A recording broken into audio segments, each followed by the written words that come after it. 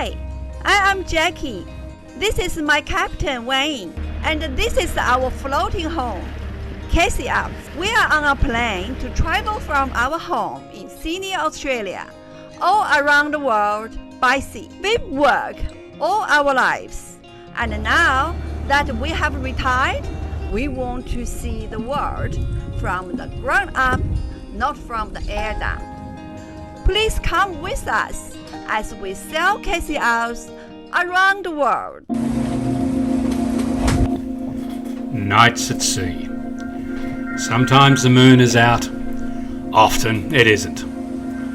Eyes are almost useless unless you go right to the front of the boat. Even then, if you did see an object in front that was not lit, there isn't enough time to get back to the helm to change course before you hit it. And so we rely on the technology: nav lights, AIS and radar. AIS is a transponder system. It's carried by all commercial vessels and most yachts and fishing vessels. If a boat has AIS, it shows up on our chart plotter. The chart plotter will also calculate the speed and course of my vessel and the other vessel and let you know how close you'll come, which is really good if everyone has it. Day 2. Passage making can be boring. We still haven't found out a way to make ourselves busy on passage. So we sit or sleep on the bridge watching the miles go by. We are starting to learn some things about passage making. The first is that on the second day, me and the captain were seasick. After nearly 2 days of sailing on a westerly course that kept us in less crowded Australian waters, we were able to start heading northwest. This was a big relief because the wind and waves had been on the beam. That's fast, but on a catamaran, it creates a screw-like motion that is very uncomfortable. Nearly lunchtime on the second day at sea on the way to the Kai Islands.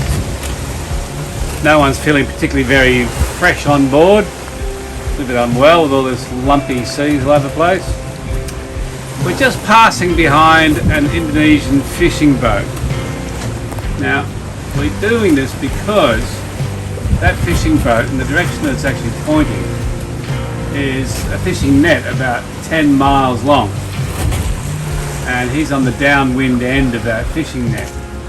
And if we have a look on the AIS, we can see that the fishing net is marked by those AIS beacons there, and then the ship is there. So CathayOz has come along here on her course and then had to divert up to get around the back of the line boat so we don't go across the net. So we're going around there and we'll go back on our normal course. At the end of each day, we have the magic of the sunset at sea. Each morning, the wonder of the dawn of a new day.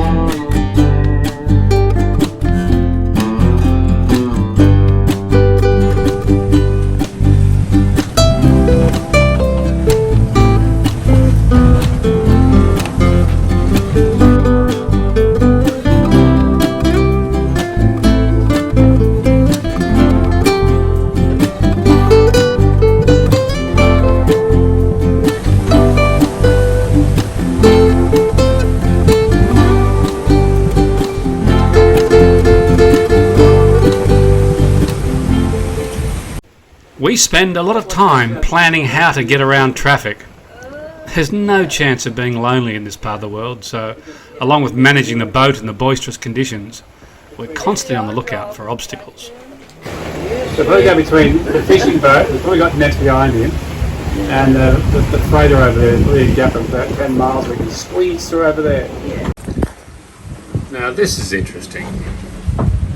See that we're just passing these 4 fishing boats, and they've got nets strung out. So we're passing to the leeward side, so downwind.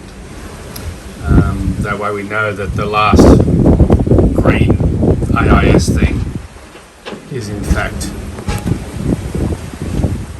the mothership. But we just lost it a second ago, but here we are, look at this. Now we see this coming. This is a ship, cargo ship, and it's going to go straight across there. So I'm going to watch that to see if that has any effect on these nets that drop down here, or whether they're just down too low and I should stop worrying about them. We will see. From time to time, we can see the rally boats around us, either visually or on the AIS.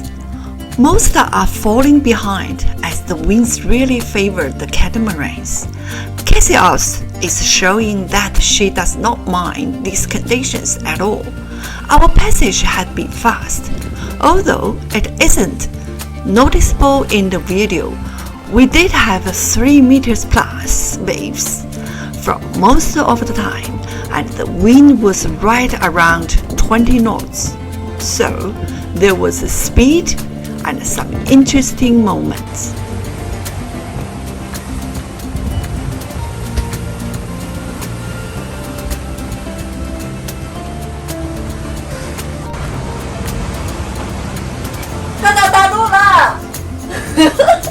Early in the morning on day 5, we finally spotted land. And just as we were arriving at our destination of Ufma in the K Islands, we got hit by a squall. Welcome to Indonesia. Suddenly, the winds just changed. It's about 28 knots.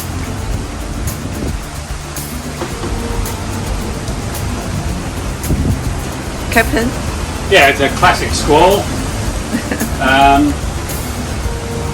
Just came in with some rain and gusts initially 28. Kind of eased off a bit, came back in. It's easing off a little bit now, but still holding at 22, so we've got very little visibility as we enter this port that we have absolutely no knowledge of. But it's not ideal.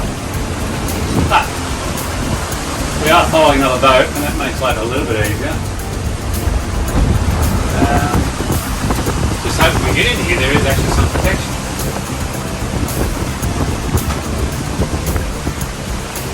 Let's back up to 27 knots again. There's a rally flag. We had made it. 4 days and 3 hours after leaving Thursday Island, we were anchored and trying to unwind from the passage mindset to anchored calmness. We had covered 720 nautical miles in our curving course, and our average speed for the journey was 7.2 knots. That's quite a bit faster than we were expecting, but we weren't complaining. Fish. You see a flying fish, they have these wings. And oh, that wing's not working too well. But you can see they have the wings and they actually jump out of the water and they fly for up to 100 metres.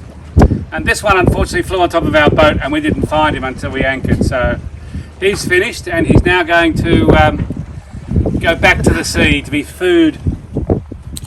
Oh, he didn't fly too well that time. That's a bit of a shame. Alright. How amazing this is.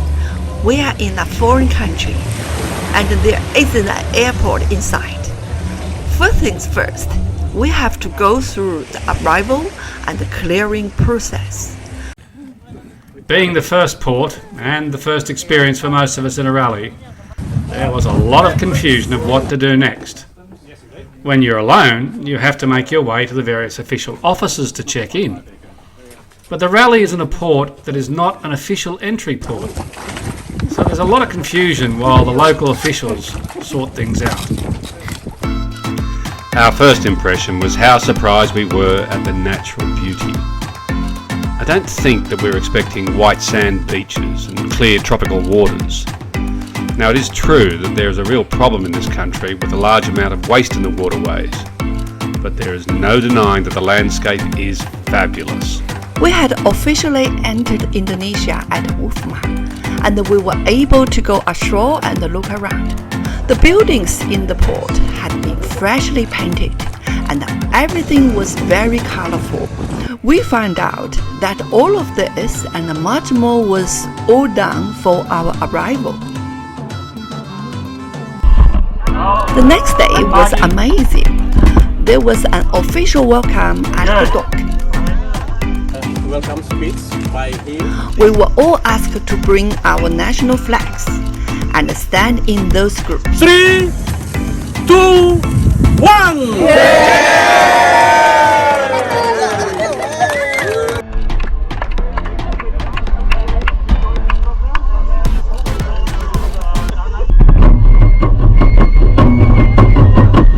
After that came the traditional snake dance.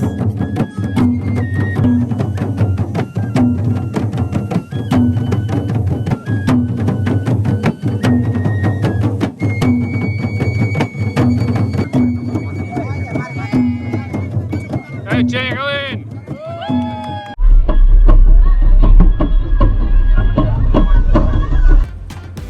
And then we were taken in a fleet of cars to the nearby village for their welcome.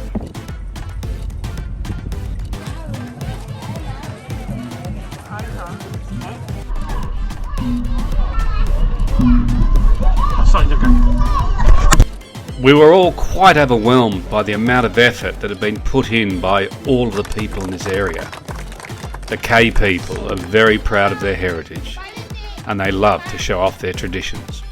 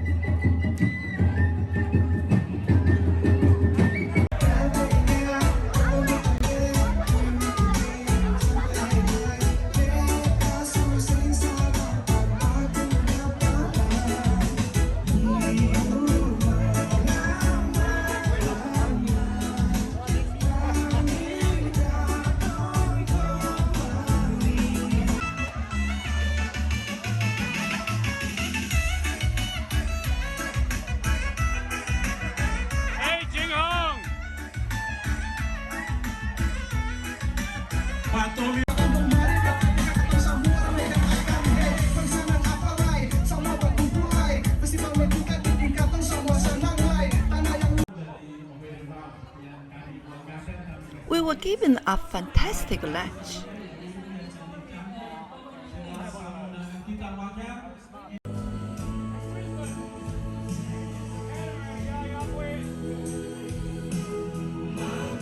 And afterwards, taken to a local beach, the strong winds made our passage so fast. Was still blowing, so it wasn't possible to swim. But when the wind is calm, it will be gorgeous. After such an amazing day, the next morning we hired a car and driver to have a look around Cay. Ufma is on the bottom of the main island, CathayOz, and the island is part of the province of Maluku. There is the main town, Tual, and some other sites to visit. The first is Hawang Caves. There is an underwater pool there. That sounds really cool. It is really interesting to drive through the villages and the coastal towns on the island.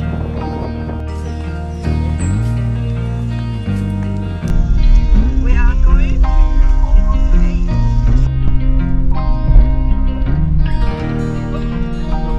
The caves are a local resort spot, and many locals come to enjoy the cool, clear waters there. There is an easy path down into the caves, and in no time, Jacqueline is into her swimmers and into the water.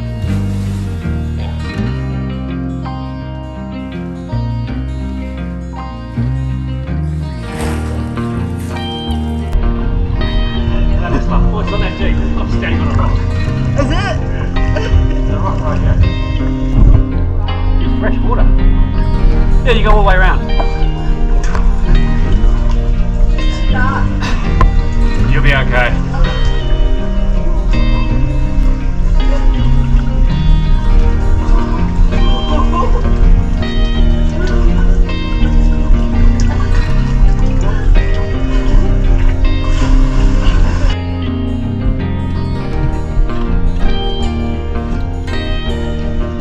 By lunchtime, we are in Toa.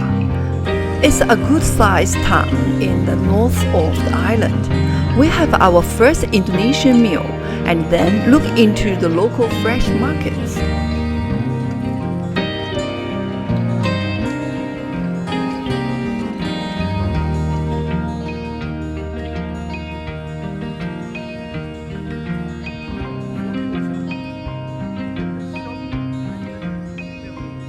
Lots of good small.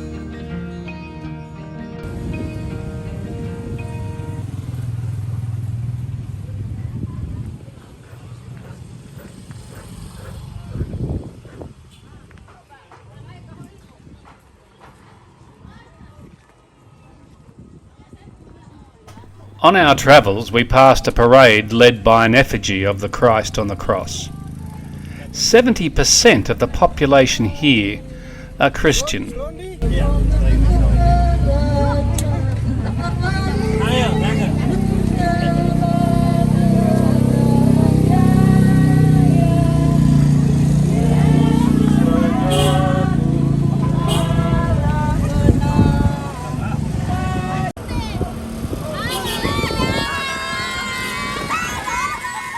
Next, we head for the beach.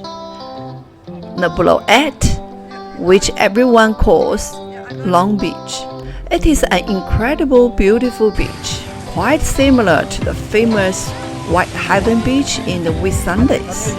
Being the weekend, there are many people enjoying this pristine paradise.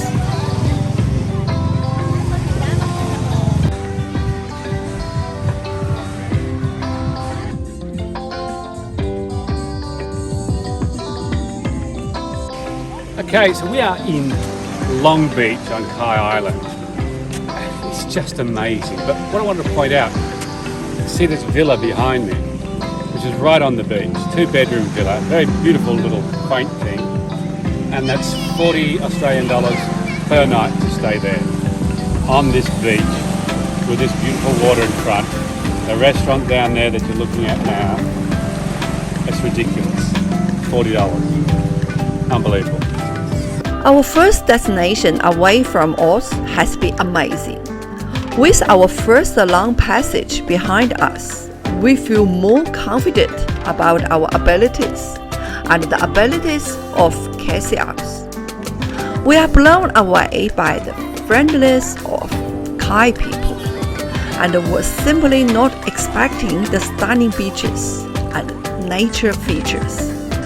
Our Indonesian adventure is off to a great start.